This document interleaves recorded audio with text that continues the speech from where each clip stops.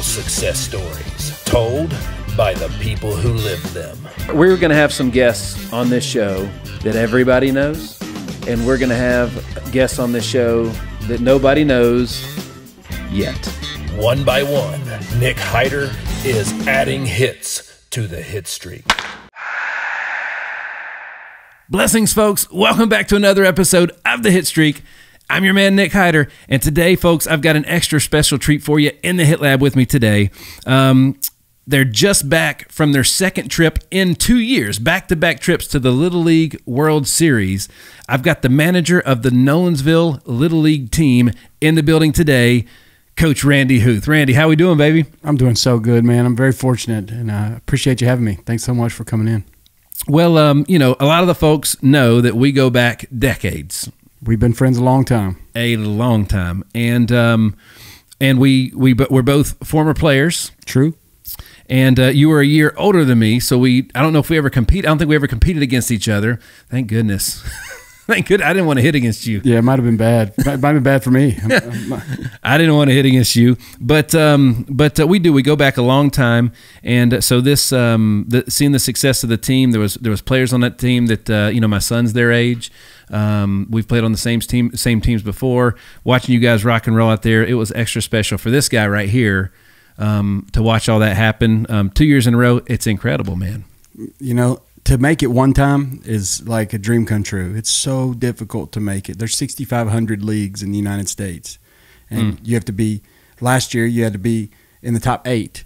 This year, you had to be in the top 10 because they expanded the field to 20 teams. But to make it back a second time is nearly impossible. It is absolutely a miraculous thing. You know, all I can say is that it was magical, and to go through it I still haven't even digested everything, but just seeing the support, seeing the kids' faces, knowing how much it means to everybody, to do it 2 times in a row, it's tough to put into words. We can put that into words right there. That's a hit right there, baby. You got it. Well, it was, first of all, it's the biggest stage in youth sports. It is the largest event of any youth sports that there is. It's also the hardest event in any youth sports to make it to.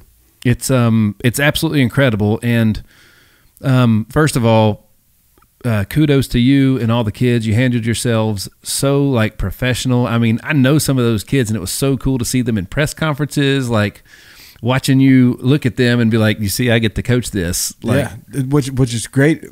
Really funny about that is that we had a 13-hour bus ride from Nolensville to Williamsport, and during that bus ride, I told the kids it would be important for us to practice interviews. So we called the kids up one at a time and practiced interview questions so that we didn't sound like a bunch of dumb rednecks from Tennessee when they interviewed us in Williamsport. So it paid off. Well, the first of all, the support, this place has been bleeding yellow or gold and black nonstop since you guys started rocking and rolling. It's been insane. Social media feeds. I mean, you were on Good Morning America. I got interviewed by Good Morning America. I mean, it's been crazy. ESPN San Diego, ESPN Miami, news stations in Honolulu, Buffalo, New York. I mean, I've been interviewed. At one point, while we were actually in Williamsport, I was doing 10 interviews a morning. It's incredible. And this is so. As a fellow youth coach, I want you guys to understand the size of this guy's heart and the family history here, right? So I coach, and I love it, but I also have a kid that plays. That's right. Okay, you do not have a child on the team. That's correct. It's extremely rare, to coach, period, but to coach to this magnitude. I mean, you guys have been gone for over a month. Yeah. So I basically adopted 13 boys from August 2nd up until last week. So having all those boys really with me, 2 coaches, and them, they don't have very much interaction with their parents. They get to see them a little bit, but they're basically mine. So some days I'm coach, sometimes I'm friend, sometimes I'm mentor, sometimes I'm mom, sometimes I'm dad. That's right. And none of those kids are actually mine, but I sure do consider them part of my family. Absolutely. It's a big commitment to coach on any level because nobody's getting paid. That's right. Right. All volunteer. All volunteer, which is what makes it it's what makes it the most magical in my opinion. But to not have a kid on the team, dude, you have your own family. That's right. People don't really understand that the toll that it takes on your own family, much less your work, your normal schedule, all of that. You take a lot of time away from them. So it's a sacrifice that you have to make. And I'm fortunate in that my family understands that this is my passion. This is what I do. It's what I love to do. I love coaching kids. I love being a part of Little League. I get offered paid coaching jobs all the time. Mm-hmm. Even in the past couple of weeks, I've been offered 4 or 5 different paid coaching jobs all the way up through high school, travel ball, all that stuff. And I always turn them down because I'd much rather be part of Little League because it was something that my father was involved with. So it's something that I'll always do. My family understands it. My work understands it. And I'm lucky in that aspect. But, man, it's a huge commitment. To leave your house for 3 weeks or 4 weeks to go be with kids that aren't yours, try to explain that to your wife. That's right. It's a huge sacrifice and undertaking from both sides. Sure. My daughter, my stepdaughter, she moved into college while I was gone for the first time. Wow. I missed that. My oldest stepdaughter, she is getting married next month, so I've missed all of the events leading up to it, which she would probably appreciate me not being there for. But even so, I missed all of those. I missed my best friend's wedding. I was the best man at my best friend's wedding. I missed it because I was gone. So, you miss a lot of things. It's a huge sacrifice, but I will tell you, I wouldn't trade any minute of it. That's right. And congratulations to Tyler and his lovely bride. Tyler and Jordan. One day I'm going to give them my best man speech. Haven't had the chance to see him yet since we got back, but I will give my best man speech at some point. Maybe, you never know. I might just bust it out in the middle of a movie or something. That's right. Well, and if you know Randy and know our history, it's going to be a best man speech for the ages. It will be amazing. That's right. And we mentioned your family, and I think it's very important. Working with you all through the years and stuff, your family was always present and supportive and relevant in everything that we did. Your mom and dad are 2 of the greatest people that I've ever met, and quite honestly, I didn't know for a while how deep that your dad was entrenched in Little League baseball here in Tennessee. Yeah, he was coaching Little League when I was born. So he was president of the Little League in Clarksville for many years. He coached for over 40 years up until he couldn't coach anymore. In 2015 was the last time he coached. Then he passed away in 2018. So the reason that I coach is just to carry on his legacy as a tribute to him. That's why I'll always do it, and that's why I'll always continue to do Little League because it was important to him. He instilled that it was important to me to give back to your community, to teach young kids, to be a mentor. Some of those kids don't have that anywhere. So, and some of them do, and that's okay too. But if I can be there for those kids and I can teach them some life lessons and maybe play a little baseball along the way, it's a pretty good thing. So one of the cool things about the last time you were on, and we were talking about last year's team that went to the Little League World Series, is we made it a point to talk about all the things like you've already done so many interviews for this year's team, just like you had done for last year's team. I wanted to talk about all the things that you never talked about, the behind the scenes, the real intimate personal stuff that none of the big guys get to, right? Sure. We have a different relationship than anybody else that's interviewed me. That's right. Because I've known you for so long, but I didn't know any of those people. Yep. So I'm interviewing with a lot of strangers, so they get the top side. That's right. You get the underbelly. You get all the good stuff. That's right. Come on. Well, let's start off with the difference. So last year, the first you guys went, it was a COVID year. Yes. So there was a lot of COVID protocols. So it was a totally different experience. Yeah, still amazing. Don't want to take away from what those kids did because they accomplished a lot, and getting there is so difficult. But once we got there, last year, masked all the time, no international teams, no fans, testing every other day. If you test positive, if one person on your team tests positive, you're out of the tournament. So you never got to focus on baseball. It was always focusing on everything else, because you didn't want to go home because of a positive COVID test. And this year, you had fans. So, our first game, we walk out on the field for 20,000 people. No, how many 12-year-olds have played in front of 20,000 people? I don't know many adults that have. Exactly. So that's crazy. Then in addition to that, you have the international teams. So once you get to Williamsport, you live in what's called the Grove, basically dorms, and you have four teams in a dorm. So it's split into 4 different dormitories, but it's in one building. And in our building was the Mexico team, which speaks Spanish, the Curacao team, which speaks Dutch, the Iowa team, which obviously speaks English, and then us. So every single day we're coming in contact with these international teams, man. And our kids and the coaches, we don't speak their language, but we still communicate through baseball, and that's kind of cool. That's a beautiful thing. So through the grunts and groans and high fives and fist bumps, we're all communicating somehow. And the boys are pulling up Google Translate and trying to learn different words and probably teaching each other some cuss words in other languages, I'm sure. But boys will be boys. Oh yeah. So every day you get the Mexican kids. They're just adorable and lovely, but they're yelling, "What's up?" And they just learned that. And our boys are yelling, "Que pasa?" because they just learned that. Yeah. So it's pretty fun to watch. But it's very different than the COVID year. In the COVID year last year, we couldn't even come in contact with another team. Yeah. At all. So we never got to communicate with them. In the game room, we only got to play against ourselves. We played ping pong against ourselves. This year, you're playing against a kid from Japan. We never got to play wiffle ball. This year, you're playing against a kid from Nicaragua. Wow. Puerto Rico. So cool. Chinese Taipei, Japan. All these teams, we're all playing wiffle ball together. We're all playing ping pong. We're playing arcade games against each other. None of that was possible last year. Very, very different experience. Very cool. Very cool. And the fans. Awesome.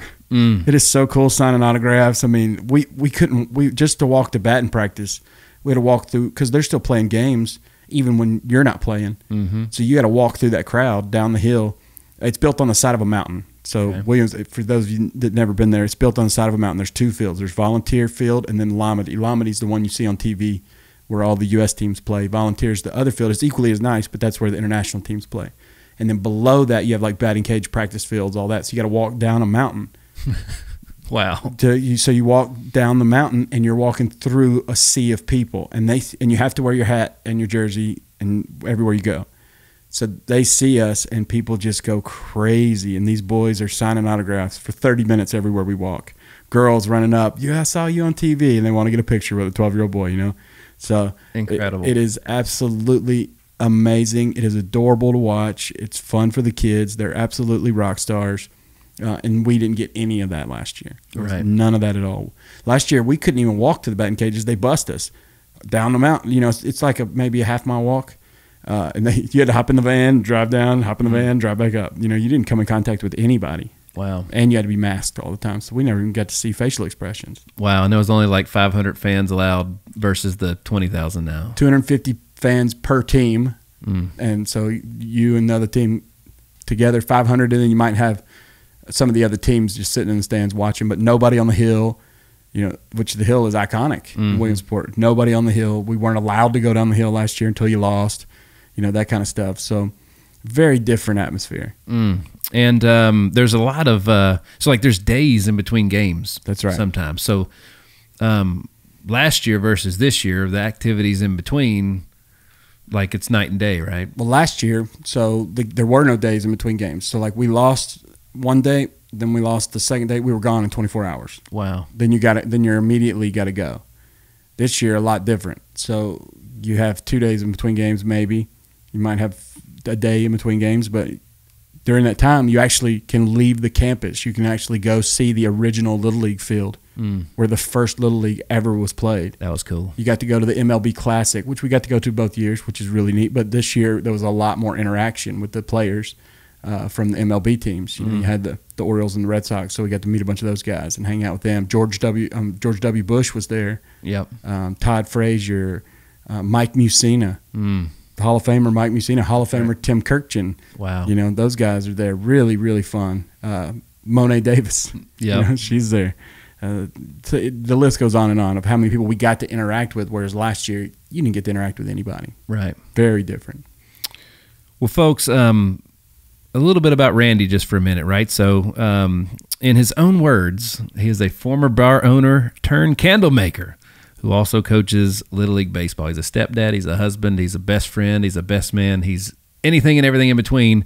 But when we talk about the candle maker thing, you got a great little company thing happening over there. It's been going around for a couple years. Yeah, got a little niche. And it's you stay so busy that it's almost like invitation only at this point. It feels like, because like you got to get on the list. Yeah, I mean, I get offered all kinds of opportunities, but I'm at full capacity right now, so I make a lot of candles, a whole lot of candles. That's awesome. Well, and if you guys want to check it out, it's j3bottleco.com. J3bottleco.com. At J3bottleco is the social media handles, right? That's right. And but you also did a great job on your personal stuff with documenting the Little League journey this year, and all that stuff's just under your name, right? That's right. Randy Huth. Yep. Excellent. So you guys can go back and see, because he did. Like, I got to see pictures of the original Little League field. So cool. I felt like I was there with you, honestly, man, because like, I mean, at 5 o'clock in the morning, there was updates going on. Were you the first person at the stadium every day? Every single day. Every day. That was my thing. Evan Satinoff, he also got up early with us, and I guess because we were there the year before, we knew that you could get up early and be the only person in the stadium, whereas other coaches might not know that. And we didn't tell anyone. That was our own little secret, But so every single morning, we're the only people in the entire stadium by ourselves, and that's pretty crazy to sit on the hill and look at the field that you've seen so many times on TV. So many cool things happen over the course of our entire lifetime. I've been watching it since I could watch TV. To sit there by yourself with nobody else in the entire park, not even a worker, not anybody doing groundskeeping, not anything. Looking at that it's an experience that no one will ever get, that I might not ever get again. That is just so beautiful, so pure, so innocent, and just magical. All right, so walk me through what for the coaches and players. First of all, a shout out to your other two coaches, right? So let's give them a shout out real quick. Yeah, Evan Satinoff, who his kid was on the team both years. William Satinoff, who he was also selected as one of the best players in the entire World Series. He was our shortstop, and if you watched him play, lights out. There's nobody better. Lights out. He's the best in the world at shortstop, and everybody would agree. I mean, there's not even an argument there. He's that good. And then the other coach is Mark Carter, and his kid is Nash Carter, the little kid. He's 11, so he'll have a chance to do it again next year. But Mark Carter is he's also the associate athletic director at Vanderbilt. Okay, so that doesn't hurt at all. That's right. Yeah, that doesn't hurt. He probably liked you guys' uniforms before you got to the series a little bit, right? With the Vanderbilt for ties. Sure. So both years we've had ties to Vanderbilt. Whereas last year we had Nolan Brown on our team. He was a player, and his father is the pitching coach for Vanderbilt and the associate head coach of the baseball team at Vanderbilt. And then Mark Carter this year is associate athletic director and head of fundraising for all of the athletic department at Vanderbilt. So it doesn't hurt having that. That's right. So when we went to the region in Warner Robins, Georgia, we had the bus that we're on. We had the big charter buses. Ours had Vanderbilt across it. Oh, wow. So when we rolled up, you better believe nobody wanted to play us. That's right. It looked like, oh, okay. That's right. They're at a whole different level. Even though we weren't, it sure does look like it, and that's an intimidating thing to be rolling up in. And people see it and they're like, oh, wait a minute, this is a different level than we expected. That's right. And we look good. We roll off the bus in our black and gold, and people are like, yeah, those guys are real. As Deion Sanders says, if you look good, you feel good, and if you feel good, you play good, and if you play good, they pay good. That's exactly right. That's exactly right. These kids aren't getting paid right now, but we sure got treated well. That's awesome. Well, let's walk through a day in the life of what that looks like. So on game days, I know that every time I turned around, somebody was getting interviewed by somebody, or in a basketball shooting contest, or touring something, or whatever. So on game days, how does all that work versus non-game days? So it's crazy there.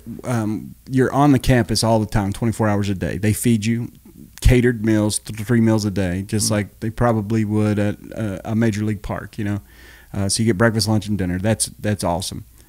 You also have what are called team uncles. They're your team hosts. So you have 2 men that help you. They're basically concierge. So anything you need, if you need batteries, if you need snacks from the grocery store, if you need shampoo, if you need to schedule times to practice, schedule times for BP, to move your lunches around. If you need a box lunch instead of a catered lunch, if you need, anything at all, transportation, those two guys will do it for you. And we were lucky in that our two uncles, Marlon and Chuck, Marlon has been there 23 years. Wow. As a volunteer uncle, and Chuck has been there 8 years as a volunteer uncle. And we have the two best.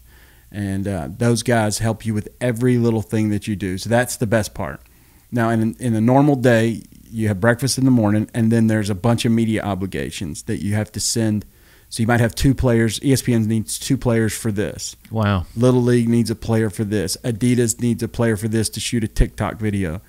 So you constantly have players going this way, that way, this way, that way. And then, you have to help coordinate all that. I'll coordinate everything. So they'll either tell me to pick a guy to do this, or they'll have somebody in mind, like a Josiah who only had one eye. He was a huge story. Yeah. And so they needed him for a lot of special shooting that you have to send them out. And an adult has to be with a kid at all times. So it's either a coach or an uncle has to be there. So I'm sending a coach and 2 players this way, a coach and a player this way, a coach and a player this way, uncle and kids this way. Then we get back for lunch. Then after lunch, I got to get them all dressed out of the uniforms in order, which getting 12-year-olds to have every piece of their uniform together is nearly impossible. Yeah. The good thing is they do your laundry every single day there and fold it for you. So Little League does your laundry every single day, which shout out to them. Those ladies that did the laundry, they're miracle workers. But so you get back from lunch, you got to have your uniforms. You got to get everybody dressed, get everybody together. Now you got to walk through the crowd to get to BP. Takes another 30 minutes to get through that walk because everybody wants to take a picture, sign an autograph, whatever. We get to BP. Now you're in BP, and they have this massive indoor facility, but it has garage doors, and the garage doors are open, and that's where the fans are walking by to go to the stadium. So everybody wants to stop, get a picture. Everybody wants to wave. Everybody wants to yell, including our own parents, our own fans. Oh, my gosh. How could you get anything done? To stay focused is so difficult. You got to really, really have a plan. Being our second year and having that experience, there's no substitute for it.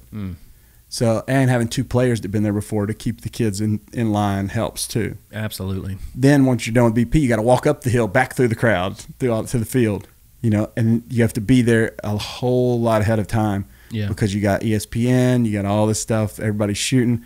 They're shooting those little pregame clips where you got the kids making funny faces, they're holding the bats, and they're back to back talking about a kid, that kind of stuff. And then you get to take the field. Then you play your game, and as soon as the game's over, bam, straight into media obligations. That's right. And you're getting pulled in different directions. So like I'm going one way, the team's going one way.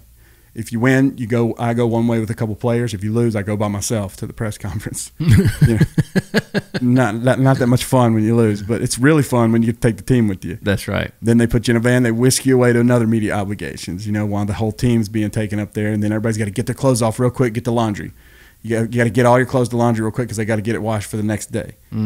How many sets do they give you of everything? You get 1 set of everything, and then if you need extra of anything, they'll help you get it. So because you just said you have to wear your jersey and that everywhere. Yep. So you have a base. They call it your base layer, which is like an undershirt. It's black and it says Southeast on it. It has the Little League logo. That's the one you wear the most. Okay. Then you have your game jersey. Gotcha. I was wondering how they because every time I saw the kids, they were in the jersey or something. I was like, how many of them do they have? Yeah. To be able to do that all the time. Well, let me just tell you what the kids do get. This is kind of cool. What the kids get just for free, just for being there. They get full uniform. They get from Easton. They get a helmet. They get a new bag, bat and gloves, a brand new bat. From Adidas, they get warm ups. They get a batting practice jersey. They get new cleats. You get Adidas undergarments, like your undershirts, all that kind of stuff from Adidas. All free. If you're a catcher, you get full gear. Wow. So you get 2 sets of catcher's gear, and that white looked like a stormtrooper from Star Wars. Yep. The white gear. That's right. They all got that white gear. Then we got another set of bat bags. We got, what are those called? Pit Viper glasses, the big, the big face shields. Every kid got Pit Viper sunglasses. We got a whole nother set of batting gloves from D-Bats. The boys got spoiled. We got Preds jerseys. They got game jerseys. I saw that. That was so cool. Yeah, the game jerseys. We got Music City Stars gave us all shirts. The Titans have made us all custom jerseys with our names on the back. Wow. The boys got everything. That's incredible. They're so lucky. They don't even realize it yet how lucky they are. That's right. It's so cool. That's right. They're total rock stars. And they truly are because of how they handled themselves. I mean, it was like literally I know 3 of those kids personally and their parents and their great families, and just watching them all rise to the occasion, it was beautiful. So much fun watching the families. That's the best part, is seeing the faces of the families. If you don't have good families that are willing to put the commitment level into this, it's not possible, because you have to do so much travel and you're gone so much. The best thing that could have happened is COVID for families like this, because COVID showed that people could work remotely. Mm-hmm. So now all the families are available to be able to go on every trip with us. They were able to go to Warner Robins. They were able to spend the whole time in Williamsport because they could work remotely. Before COVID, remember, you had to go in the office. You had to punch your ticket and be in the office every day. That's right. Now, that's the best thing that came out of COVID. A lot of bad things came out of COVID. Sure. But the best thing that came out of COVID was that people know how to work remotely now.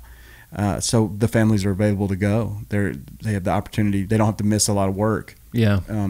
But it's a huge sacrifice. The commitment level that those parents have to make, if you could have one bad parent, it will ruin the whole thing. Yeah. It will ruin everything. It's crazy. We were so fortunate the past 2 years to have the best parents imaginable. That's and I don't know if fantastic. that's just because the area that we're in, or what. Maybe it's the expectation we set. Because of their leaders, what it's from, bro. I don't know, man. 100%. I think it's because we do set an expectation in the beginning, like you either in or you aren't. Yeah. And if you aren't, please tell us up front. That's right. It's going to be a rough road. And if you're in, you better be in the whole way. That's right. There's no halfway in this, because it's a lot of traveling. It's very expensive. There's a huge expense for those parents. Gosh, so you guys have to, from the district, which is here, you travel to the state, which was in Goodlettsville. So we Goodlettsville. could drive that every day. Now, That's last good. year it was in Knoxville, so we had to go and stay for 10 days. This year we got to drive it back and forth daily. So we saved a lot of money there. That helped. Then you go to Warner Robins, Georgia for how long? Warner Robins, Georgia, we were there for 9 days. Golly. We came back for 15 hours. We bust us back here. For 15 hours, we're here to basically wash your clothes and pack your bags again, hop on a bus 13 hours to Williamsport, and we're there for over 3 weeks. Wow. So it's a long, grueling grind. Wow.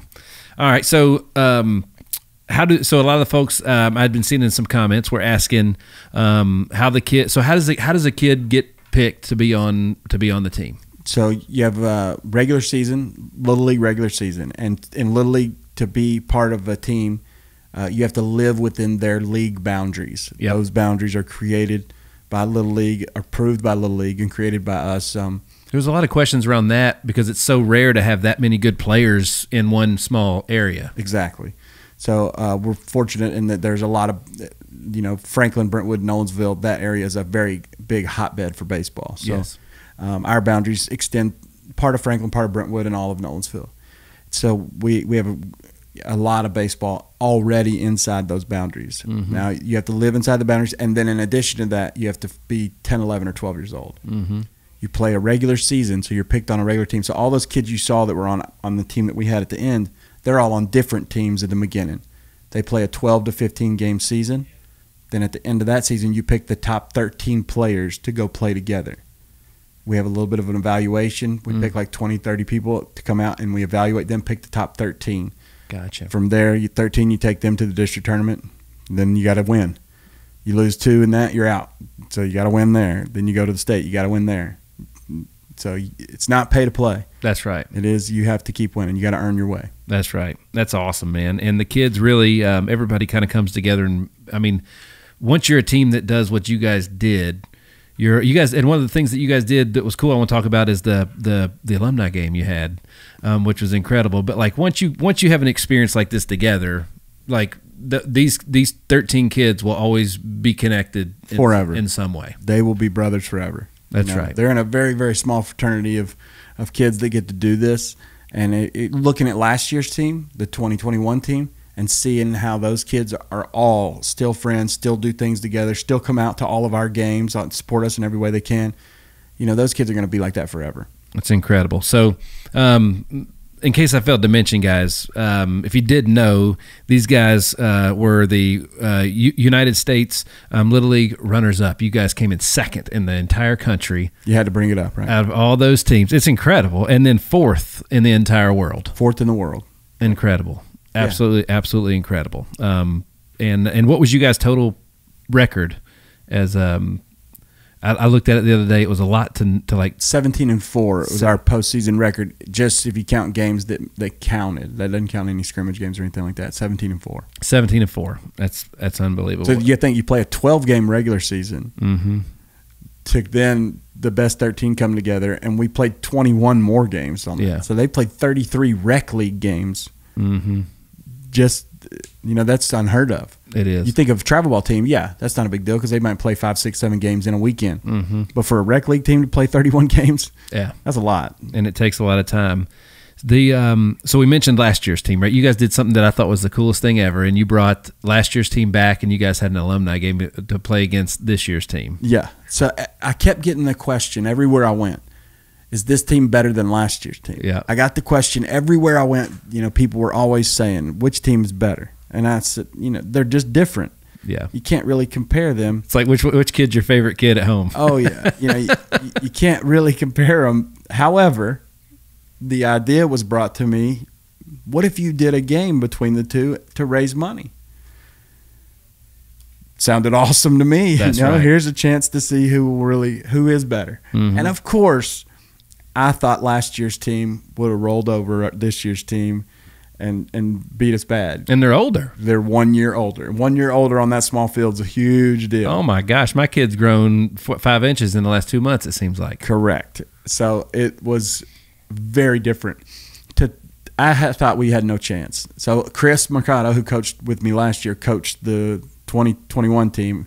And then our coaches this year, we coached the 2022 team. In a 6-inning game, and the final score was 7-7. Wow! No. Yep, that was the final score. So come on. Now the last year's team went up 5-0 to start the game, so our boys had to fight back. But 7-7 in a very, very fun, entertaining game. It was awesome, man. It was electric out there. Incredible. You mentioned Chris. We got to give him a shout out. Chris is another buddy that we all grew up with.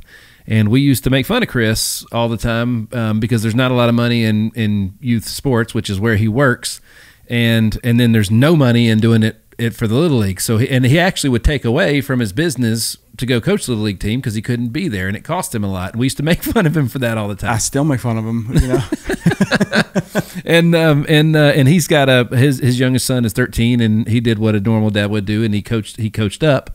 But you made a statement the last time you guys were here that you were going to, because I don't think Chris is done with it. I know he was wearing you out, blowing you up, and talking all the time, and following along like crazy. I think he'll be back. 100%. Well, you said it. You said he's going to be the most the coach to be at the Little League World Series the most times. He's been 3 times, right? He's been 3 times. That's correct. So he twice as a head coach, once an assistant. Now I've been twice as a head coach. So. If I go back next year and he doesn't coach with me, I'll take the title. That's right. That's right. Well, that would be if there was ever a fun competition that did benefit a whole lot of kids out for about 10 years or 15 years or so, that would be it right there. You guys keep taking kids to that experience every year. Man, he took 2013 and 2014. He took 2 teams there. 2015, he took a team to the region. 2018. I took a team to the region and lost.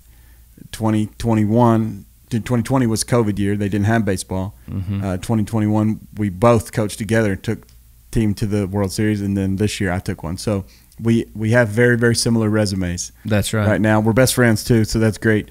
But there's a chance he might come back. I hope he does because he's as good as anybody. The guy's great. Chris is so phenomenal with kids, and agreed. His heart's in the right place every single time.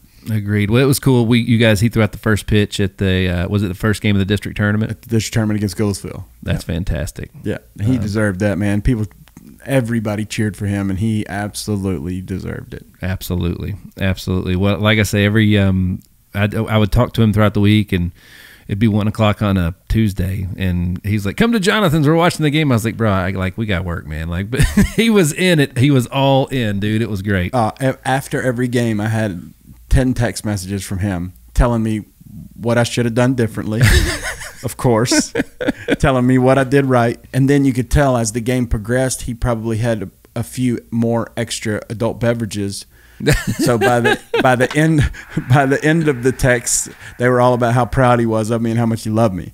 So you could tell from the beginning was you should have bunted. By the end, it's I love you so much, man. Well, we love you, Chris, man, and it is. I mean, he does. When you think of Little League here, his name, like you just think of him a lot, and it's deservingly so. And he never had a kid on a team that he took. That's right.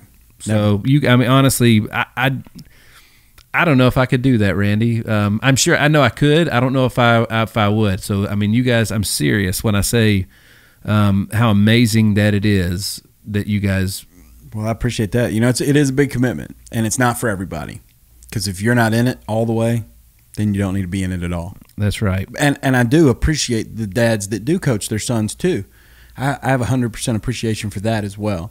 But what we do is a lot different because not having a kid out there to take away from your own family is taxing. Yes, it is. It is hard. It's hard, especially when you're not getting paid for it in money. That's right. I get paid in love and support and all of those things that are worth more to me than money. However, it is a difficult thing. I won't say that it's easy. 100%.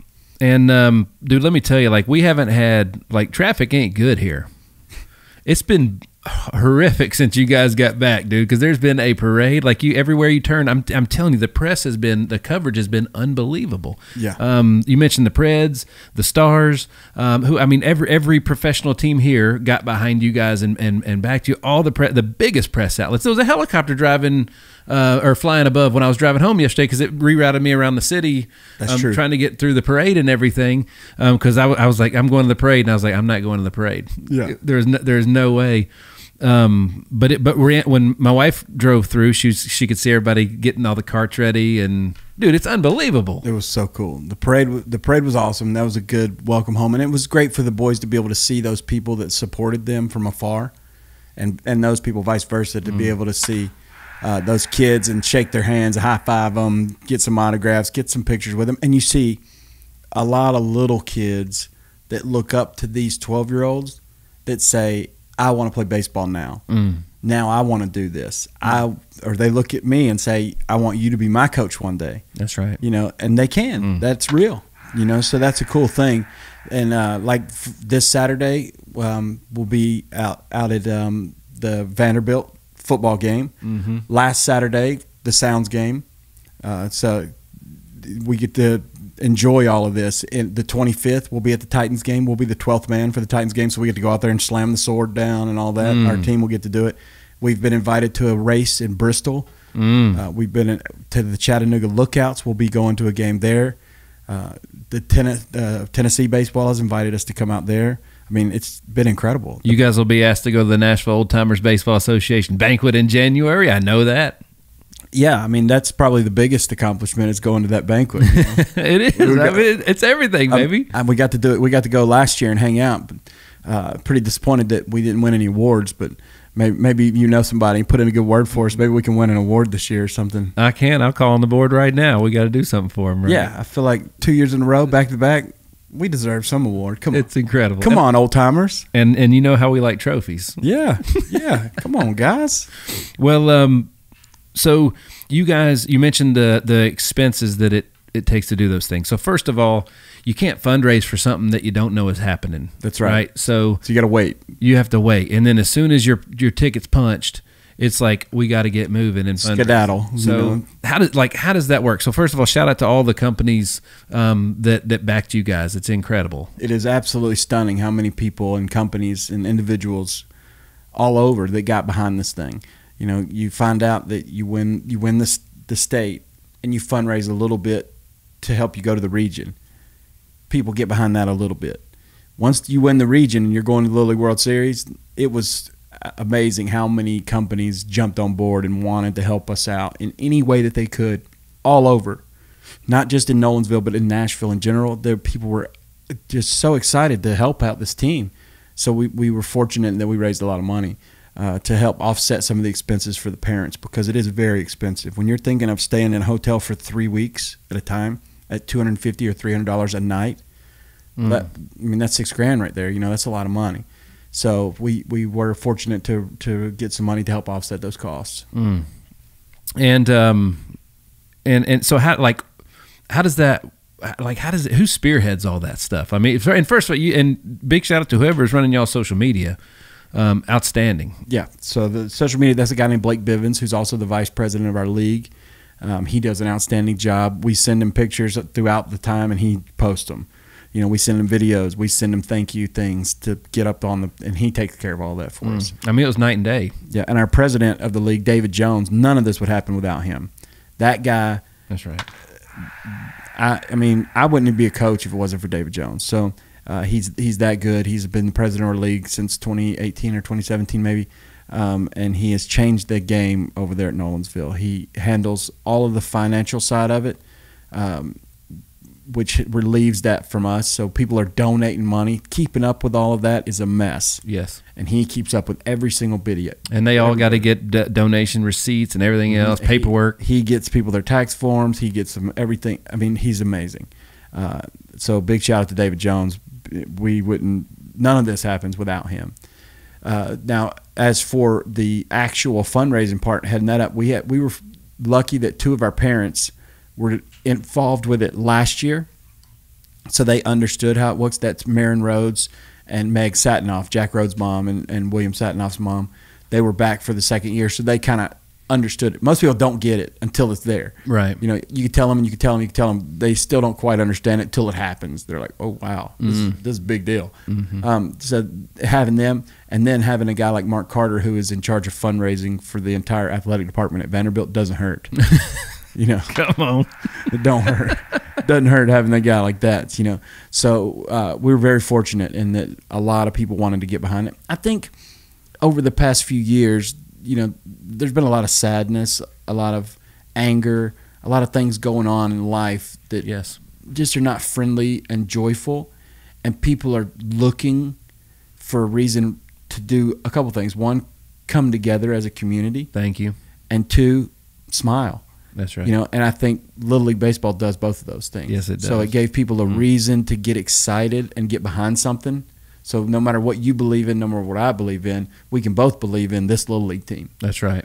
We can both get excited about that, and it gives people a lot of joy. So when people are happy, they want to spend their money, they want to fundraise, they want to help. When people are mad, they don't want to do those things. And Little League Baseball is something that makes people happy. So there were so many companies that did spirit nights for us, watch parties, that kind of stuff to help raise money. The Nesting Project, which is a company that makes T-shirts, they made T-shirts and sold those T-shirts and gave us the money for them. Presented us with a check last week for $4,400. That was the shirts that said "Smell the roses, blow out the candles." That was where we're going with this next. Yeah, absolutely. Smell the roses, blow out the candles. That I have to take credit for that one. That's right. But those shirts, we raised $4,400 with those shirts selling them, and all that money went back to the team, and that was a cool thing. So I guess if you didn't watch the games, you have no idea what I'm talking about. But we're about to tell them, because that was so one of the coolest things is, and it's it comes with a lot of pressure because around here I wear a microphone most all day every day, because that's where some of the greatest content comes from, just like in the Little League World Series. So dude, everything that you're doing is, it's more than a microscope. It's literally like mic'd up and everything. And so 2 things. When you walked out to after the first pitch, right? That was the second year in a row, and this year they knew what it was on TV. They were talking about it. It was unbelievable. A tribute to your dad. Yep. And then the other thing was the mound visit that will be heard forever. Yes. So, on TikTok it's got over 1 million views. So tell the people what. But that was such the moments leading up to that pep talk. It wasn't a pep talk. It was a calm down talk. It was a, hey, the opposite. That's right. It's a, hey, you're made for this. not just go out and do what you did the work for talk. What was happening right there? So that was a tight game where Jack Rhodes was pitching for us, and he's a guy that I've had for 2 years. And I was going out the mound because he'd hit a guy, walked a guy in a very tight game, and it was in the fifth inning, and I just wanted him to calm down, and that's kind of my style of coaching. I'm not a big yelling hoorah type coach. I'm more of the, hey, calm down, relax, get your heart rate down, believe in yourself, good things will happen, that kind of approach. So I went out to that mound. At the time, I didn't even know what I said until after the game that I realized that, holy moly, this thing has gone crazy. It's just something that I always say is, hey, to get kids to take a deep breath, you got to get them to stop because they're 12. They're 12. And something I always say is, hey, smell the roses, which means breathe in, blow out the candles, blow out your mouth. So I'll say, hey, stop, smell the roses, blow out the candles. Do it again. Smell the roses, blow out the candles, to get them to calm down. Well, you could see him doing it when he was doing it. He was doing it exactly as I said it, you know. So, and the kids know that. That's something I say often. Well, I go out to the mound and I say that to get him to calm down. And after the game, that went viral. You know, it was everywhere. ESPN took it and ran with it. Little League took it and ran with it, and that saying just went crazy. So then T-shirts were made. Smell the roses, blow out the candles, and that's what we sold as fundraisers, and it helped raise $4,400 for our team fund. That is, I mean, it was really cool seeing it, like when you saw it happen real time, and then you see being glued to social media all the time. It was blowing up. I had no idea until later, and everybody is messaging me, hey, smell the roses, blow out the candles, you know, take a deep breath. I'm using that in my regular life. Absolutely. People I don't know were messaging me from all over the country, like, hey, I'm going to take that approach now. And I think you saw that later on when we got to the World Series. I was mic'd up too a bunch. So when I would go to the mound, you know, I didn't want to be as, you know, cliche. I wasn't trying to brand my own thing. You know, I didn't know that it was the first time, but this time I knew that could happen. So I just said, take a deep breath. So people weren't saying he was trying to cash in on something, because that was not the case. I was just trying to get the kids to calm down. That's right. So when I went back out there, like Trent at the end, that was when he was pitching against Hawaii in the U.S. Championship game. I went out there and I said, are you having fun? Let's take a couple deep breaths for me. Come on, take a deep breath. And I said, are you ready to keep having fun? You know, we're in the middle of a game right now. I said, just look around and see what's 20,000 people here. That's right. Look around. And then once I got him to calm down, then I said, now we're going to go high and tight on this guy.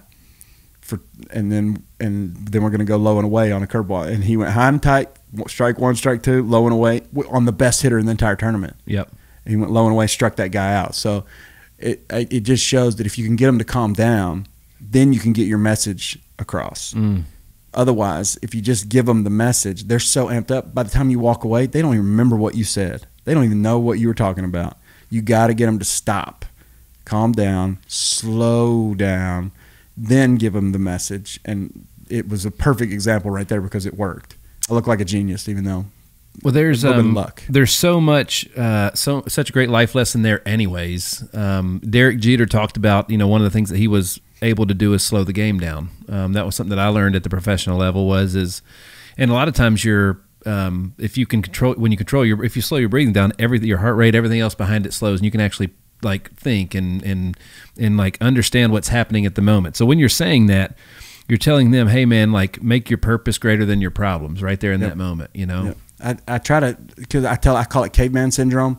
And that's where they get so amped up that they squeeze the bat tighter and squeeze their butt cheeks so tight, and they're like, "Rrr." Yeah. But I think we got to stop the caveman syndrome. You know what I mean? You can't. It's not all bam, bam, boom, boom. Oh, you know, I love you it. got to calm down. And I say that a lot. I'm like, hey man, you got to relax your fingers. You know, relax your booty cheeks a little bit. You know what I mean? That's right. Hey, you're fine.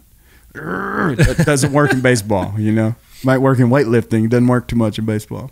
Well, one of the things that folks rave about you is your ability to, like, not everybody interviews well. It's a skill, and it doesn't come natural, I don't think, to anybody. That's a fact. And it's difficult. And so first of all, it's great that the kids had you to prepare them for that, but then you do such a great job with it. You're no stranger to the microphone, right? So how long did you have a radio show? 15 years. Yeah. Yeah. So I've been on the radio. I was on the radio for a long time, And it was good. Yeah. I mean, I'm biased, so obviously I would say it was good, but it was great. A lot of experience speaking in a microphone. So when we get to those media opportunities that we had to do a ton of, I could really coach those kids through it. And that's something that those kids will take with them forever. Those interview skills, not saying, yeah, fun, one-word answers. Those are big skills that those kids will have with them forever. And I know for a 100% certainty that I was able to teach those to them. That's fantastic. Because none of them had those before. That is fantastic. So I mentioned at the beginning that I wanted to talk about some things that all the big guys don't get to, right? So how much have you been asked about the no-ball infield? Has that been something that's been talked about a ton? A little bit. The phantom infield is something that we do, and it got talked about a little bit. They talked about it on ESPN. Tim Kirkchin really loved it. He said that is the most unique, impressive thing he's ever seen in youth sports. And so how often do you have to practice that? So we practice it all the time, but once we got it down, and let me just back up. The reason we did phantom infield is because we were so bad at taking regular infield that we couldn't get through it without making a bunch of errors. So I said, well, let's just do it without a baseball. And that's something my dad had done back in 2013 with a team. He's like, we're so bad. We're not a bad team. We're not, we have talented players. It's not like we can't catch and throw. We just can't do it when we need to right there before the game. Yeah. So we did it without a baseball. So fast forward to this year. It was kind of a tribute to him, but it was also because our defense was so awful in the beginning that we couldn't get through infield without throwing it all over the place. And when you throw it all over the place, one, you're embarrassed. Two, the other team is watching you. People are watching, and they're like, this team's terrible. They're not good. Now, do it without a baseball. You can't make any errors. As a coach, I don't have to hit perfect fungo, So but it only works if the kids do it 110%. That's right. We gotta look like there is a real baseball. So we started it in the district tournament, and the umpire came up to me and said, hey, that catcher's got to have a helmet on. I said, why? We don't have a baseball. He said, what? I said, yeah, watch. We don't have a ball. He's like, I didn't even notice. He thought we had a baseball that we were going pop, pop, pop, pop. And he thought we had a baseball throwing it around.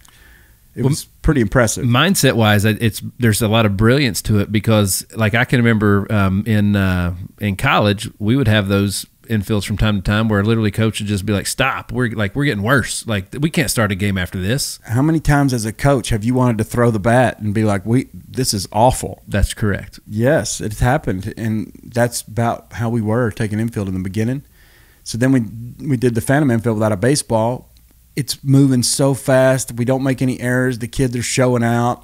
They're crow hopping without a base. I mean, it looks so cool, and it built their confidence. There it is. They started to think, oh, okay, I can do this with a ball. If I can do it without a ball, why can't I do it with one? And we were the best defensive team in the entire country. Momentum is everything, right? And it's everybody has momentum. It's either going the wrong way or the right way. That's right. Like, there's no in between. At the beginning, I even made this vocal to our team. I told our coaches, this is the worst defensive team we've ever had.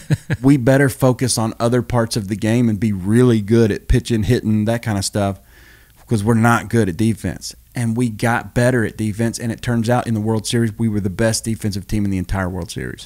That's fantastic. You guys also were recognized.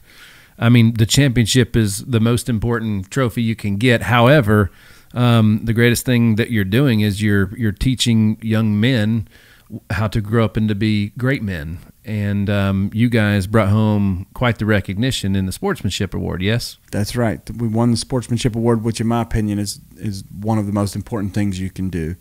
That's voted on by the coaches, the team hosts, the staff, the stadium staff, and the media. Yeah. So that's voted on by your peers on which team shows the most sportsmanship throughout the entire couple of weeks. Yeah. And we were almost unanimously voted.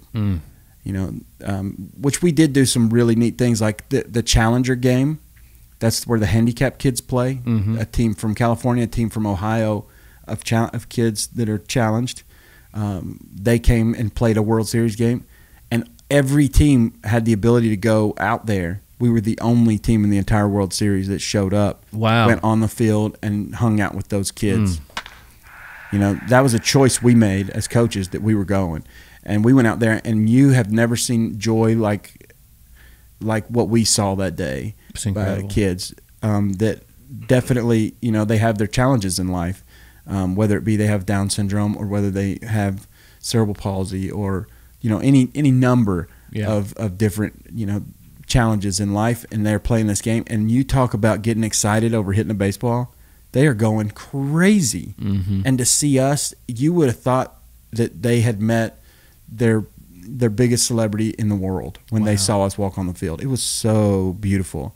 And you know, that was the best moment of the entire World Series was going out there and hanging out during that Challenger game with those kids, because they appreciated it more than anybody ever would. Yep. And you know, we didn't think about it at the time that would lead to, because no other team even saw us do that. We just did it. And to win the Sportsmanship Award later just shows that we did the right thing. That's going back to the leadership, brother.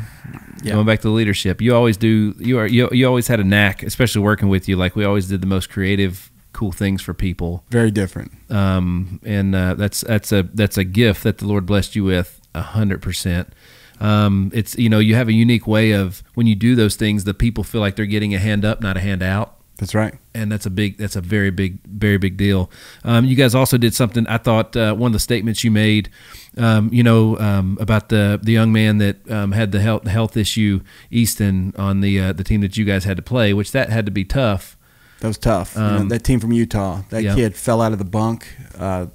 So the day before, we had been hanging out with those kids. Yep. Then the very next day, that kid, they gave him a 0% chance to live. He fell out of the bunk, hit his head, and broke his skull and injured his brain. Terrible accident. A freak thing. Those dormitories and those bunks have been there for 50 years. No one's ever fallen out of one. First time. At 2 a.m, he just rolled out while he was sleeping. And so we had been hanging out with that kid the day before. Now, that kid, they gave him a 0% chance to live. He lived. They life flighted him in the middle of the night, and those doctors did outstanding work. He's doing better. They think he'll make a full recovery now. Thank goodness. So we had to play them our second game. Yeah. It was their first game, our second game. So it had to be tough for them, and then hard for you guys as well. I can't imagine the emotional toll it took on those kids. And his dad was one of the coaches. Oh, my gosh. You know, crazy. Just thinking about how hard that would have been to be a member of that community. You're right. Would have been so hard. And now we got to go play them. And you don't want to beat those kids up because you know they've already been through a really tough situation. So we got together and tried to figure out some way to show tribute. Like, yes, we want to compete. Yes, we want to play baseball. Yes, we want to beat you. That's just what we're here for. But we also want to show that we have compassion. You know, so we came up with the idea that we went to the gift shop and purchased their hats. So when it came time to do our Phantom infield, we changed out of our hats and put their hats on, and then took the field. And we didn't tell anybody. We didn't tell ESPN because we were afraid they'd tell us no. We didn't tell Little League because I was afraid there was some kind of licensing issue with being in the wrong hats or something, because they're real strict about stuff. So we just did it. And then they give you 10 minutes to take infield. Well, our only takes 4 minutes because we don't make any errors with baseball. So I was like, we have 6 minutes there. We're not messing with TV. We're not screwing up anybody's schedule. We have a little bit of time there. So why don't, after we take infield and they can see that we're wearing their hats, we'll walk across as a team in front of their dugouts, and we'll tip our hats to their fans and their dugout, and then we'll give them one of our Southeast hats autographed by everybody, and it said Tennessee is Team Easton. And we took it over there, and it was beautiful. I mean, it was a beautiful moment to give his dad, who was there for that game, we gave him that hat that said Tennessee is Team Easton, and you could tell he was a very proud man, and he stepped back into the dugout when he got emotional so that people wouldn't see him.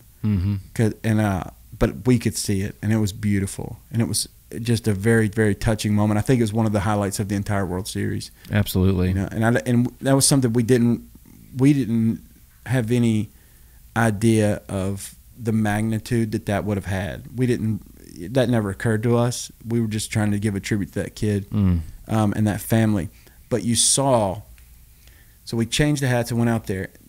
There's 20-something thousand people there. And you see people starting to notice what's going on. And everybody started standing. And it was, wow. You can't put it into words. When you see 20+ thousand people standing up to give tribute to that kid, man, because, the whole world stood at that moment. It was beautiful. It was a moment I'll remember forever. And the cool thing was people loved that thing. It was great. We were just trying to be nice guys. We just wanted to show compassion, but we got to know those fans because of that. And those fans cheered for us the rest of the tournament because of what we had done. That's right. And they were messaging us the whole time, sending us texts. They had a watch party for us. They did all kind of stuff after they'd gotten home. Yeah. That's what it's all about. That's what it's all about. Well, it's such a great message that you gave, and it just shows the spirit of the game, the spirit of this country and everything that we stand for is that, hey, look, like out here on the field, we're playing. We're I wouldn't say enemies, but we're opponents. We're here to beat you. I mean, that's right. That's what we're here for. That's right. It's a game, and you got to have a winner, and that's why you keep score, right? But once the game's over, we can all come together and for the love of the game. We're humans. That's we're right. Humans, and that's if a kid getting hurt and almost dying doesn't get your attention, then nothing does. That's a real human thing, and I'm so happy that Easton's doing better. Yeah, we're all still praying for him. We've messaged his family and all. We've stayed in touch with their team. They were just great, and I really feel for them because the experience they would have had he not got hurt is a much different experience than what they ended up having. That's which, right. For better or for worse, I don't know. It may turn out to be something better. Yeah, who knows? Sometimes Plan B is better than Plan A. You just never know. But I know that they would have had a different experience had that not happened to that entire community. That's right. That's right. So we mentioned in the beginning that you were back, right? So is the other half of you coming? I think that's a fat joke. My gosh, dude, you look incredible. Like seriously, even your photos, you look 10 years younger. Like it's incredible, dude. You've lost how much? Like, talk to me about that. Cloning. Yeah. Now, so from 2021 to 2022, after that season, after last year's season, I was just getting a regular health checkup, and I found out I was pre-diabetic. Okay.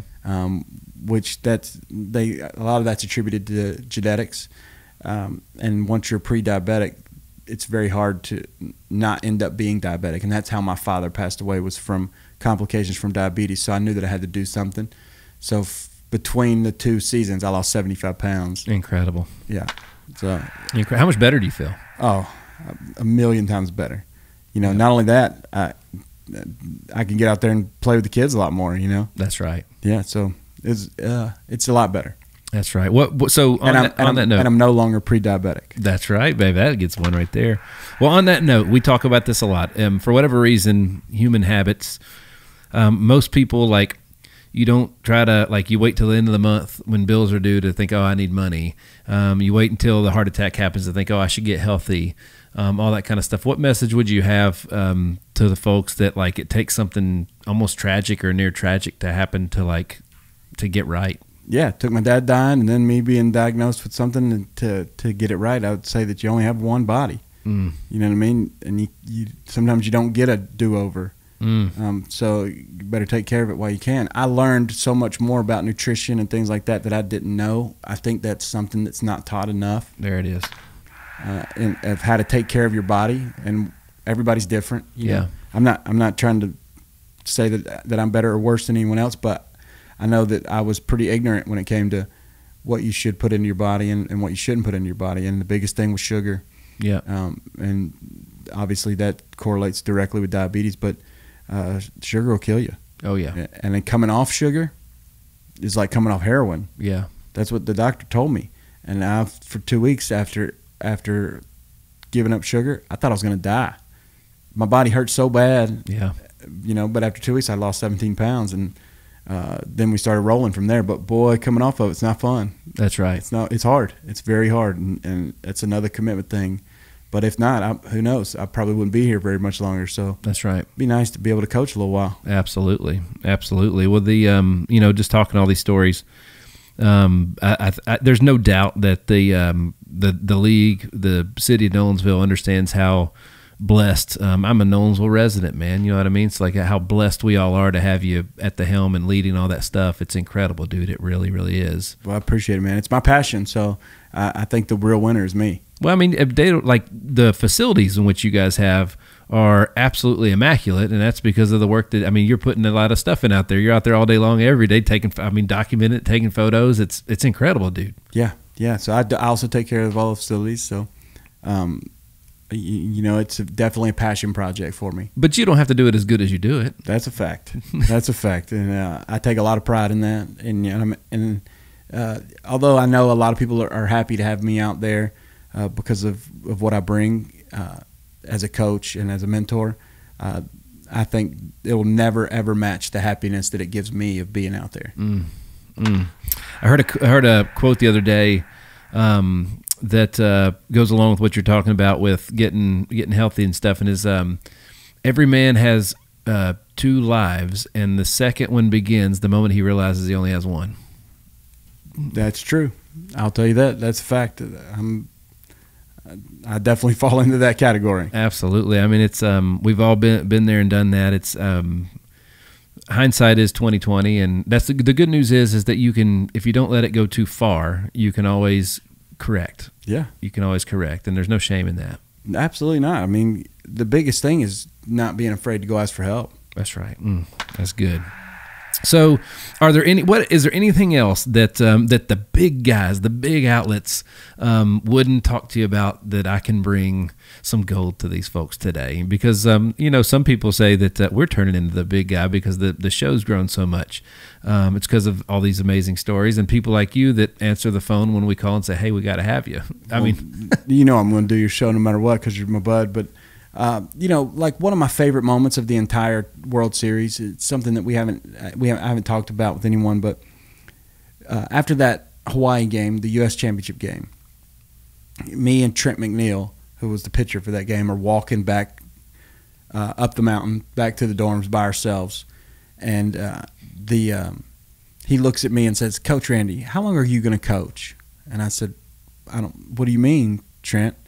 He says, "Are you going to coach a long time, like a lot of years?" I said, "I'll probably coach till the day I die." He said, "That's good, because do you think one day I could come back and be your assistant?" Oh, wow. And I was like, man, that's special. Yeah. That's so Trent, though. His parents are just... They're awesome. The best. But for him to say that meant more to me. Absolutely. Than wins or losses or whatnot. And the fact that we just lost a game, Yeah, and Trent's had great coaches along the way too, and Sure. you're the one that he wants to come back and coach with, and you get such a small. I mean, it's jam packed for the month or two, but it's like, I mean, he was with another guy for the whole spring. Yeah, and that first game that we played against New England, he pitched, and when I went to take him out, I don't know if you guys saw this on TV. They thought I know that Kyle Peterson thought it was great, the announcer of the game, and I went out there and I said, "Hey, we're gonna bring someone in to finish this game," and the one thing he did, he looked at me and said, "Do you think I could keep the game ball?" Oh, wow. And I said, "Is that really what you're thinking about right now?" He said, No.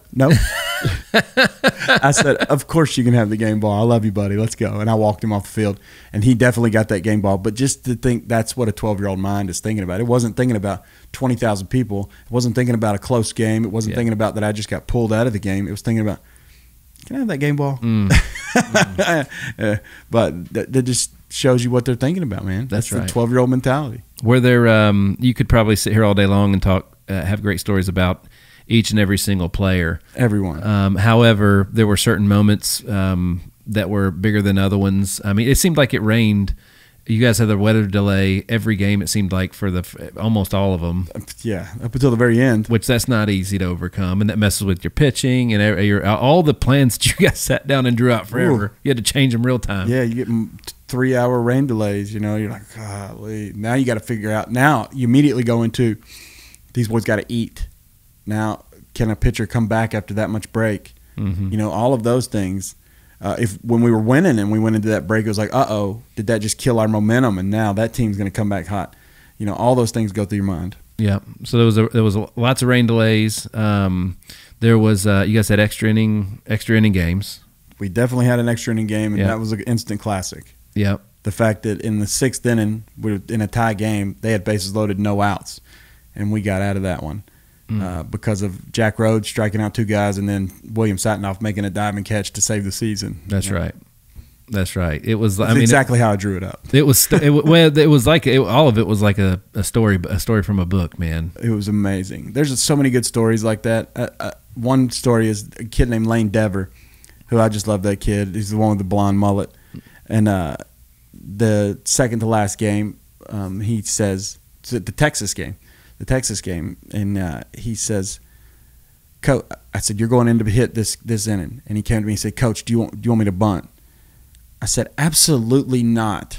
I want you to hit a double down the line, and when you get to second base, I want you to flex like this for me."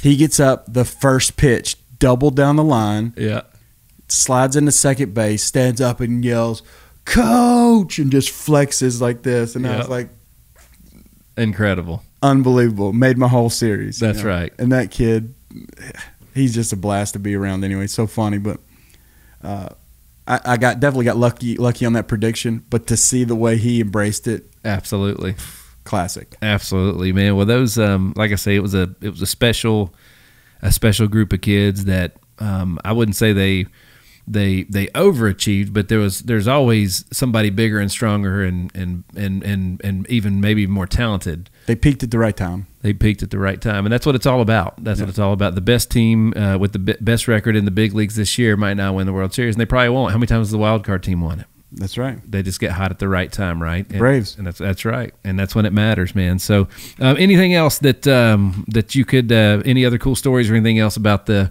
experience, the team? Obviously you guys are already you're coming back, you're still celebrating this year. Next year's already around the corner. What's going on? Well, when I got there, some of the league officials said, lots of coaches had made it back-to-back times, but they don't think a U.S. coach has ever made it 3 times in a row. So that's my goal now. I want to be back 3 times in a row because it's never happened before. And to piggyback on that story, we're going through the Little League Museum. It's the World of Little League Museum. Mm-hmm. And Nash Carter, who's an 11-year-old, played second base on that team.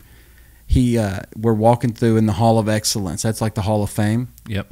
And there was an empty space. They have a place to add more people's names. And the majority of the names are MLB players, presidents, things like that. And he points up and he says, "Coach Randy, see that spot right there?" And I said, "Yeah." He said, "That's where your name's going to go." Wow. So, wow.